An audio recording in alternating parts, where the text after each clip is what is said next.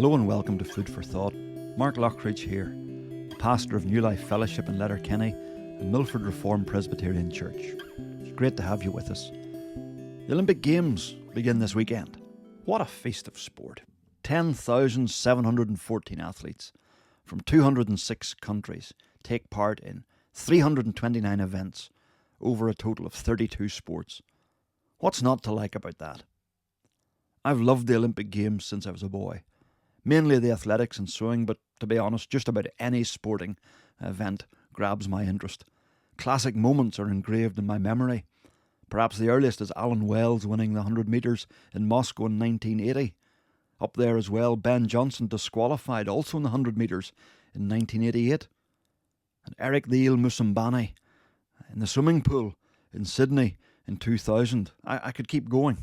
And in fact, my high jump coach when I was a boy was Ireland's first female Olympian, Maeve Kyle.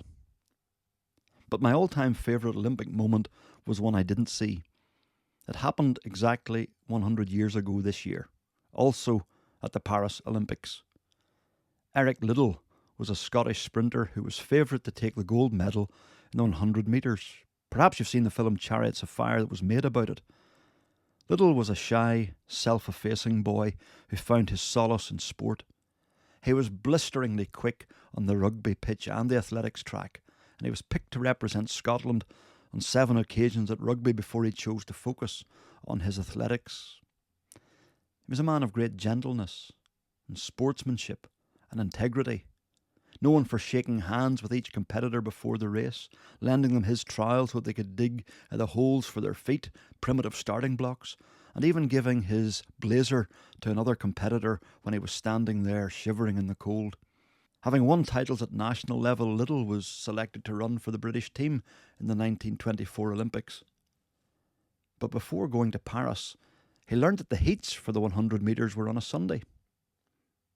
As a Christian, Liddell took seriously God's commandment to keep the Sabbath day holy. He believed that Sunday was for worship, not for competing. And so he indicated that he would not be running.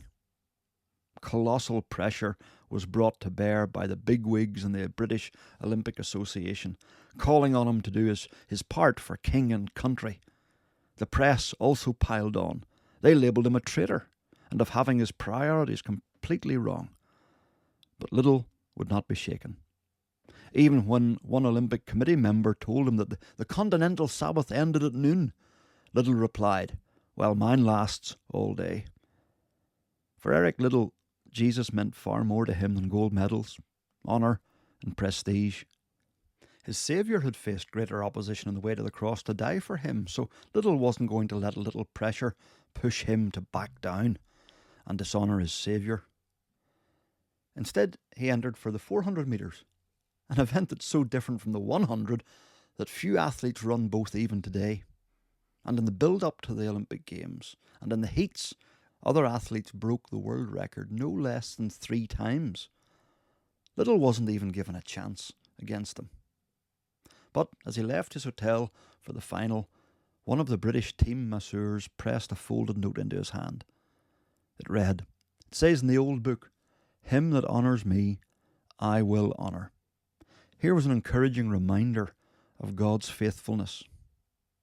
Liddell was drawn in the difficult outside lane. Because of the starting stagger, you can't see where your competitors are until it's too late. Not that it mattered. He set off at a blazing pace, determined, as he put it, to run the first 400 metres as fast as he could, and the second 200 faster. No one thought that he could maintain the pace. But even as his rivals closed fractionally, in the second half of the race he sped off again and burst through the tape 5 metres ahead of his nearest rival, breaking the thrice-broken world record with a time of 47.6 seconds. The crowd went wild. Liddell had put his Saviour first. That's why he's one of my heroes. And he would have done so, whether he won gold or not. But here was a reminder that God is no man's debtor.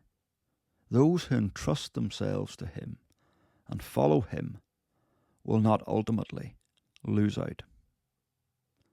I wonder, do you need that encouragement to keep following? Or maybe even begin following? Maybe you've a a fear that if you put Jesus first, it will cost you. It may do in the short term, but ultimately, in the long term, God is no man's debtor. And as Eric Liddell had been reminded, God says, those who honour me, I will honour. Thanks for listening. And why don't you join us next week, because there's a second part to Liddell's life that we'll be thinking about then. And if you want to get in touch or find out more, drop me an email, mark@newlifefellowship.ie. Have a great week.